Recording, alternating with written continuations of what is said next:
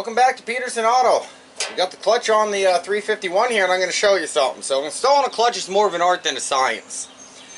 So this is your clutch alignment tool. Now it should come in and out with minimal effort. That's key.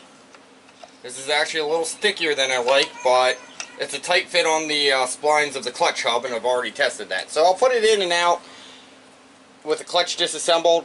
Make sure the pilot bearing, it fits in there. Make sure it fits in the clutch's splines, and feel about the resistance you got there. Then I'll go ahead and line everything up and get all the bolts started. There's 6 of them in this case of a 10.5 Ford clutch. There's 6 of them. And this is a spec stage 3 6-buck, but they're all going to be about the same.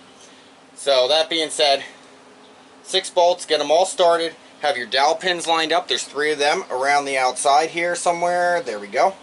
Get them lined up, get your bolts started, and as you're adjusting this, jiggle this. Once it stops jiggling and you have to put a little effort in to move it, get it set up where it's as perfectly straight as possible, as perfectly centered as possible. Usually use around here to guide you, and you can pull it in and out a little bit and it'll stay there if there's a little bit of tension on the bolts. Then I go around and evenly sink the bolts down, about quarter, half a turn each. Keep going around until you get it fully seated where the clutch is seated up against the flywheel. At that point, double check and make sure it's nice and easy to come out. And last final tip is, if you're doing what I'm doing, you're not putting the transmission in right away, leave that there. Tie a string to it or something so you see it coming out of the bell housing so you know it's there, but leave that there.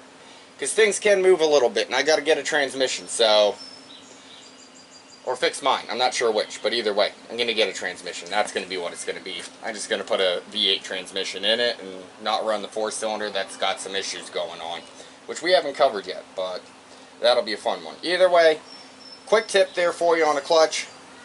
Make sure it's centered as possible. It's going to make putting the transmission in much, much easier. Thank you for watching. Please like, comment, and subscribe to Peterson Auto.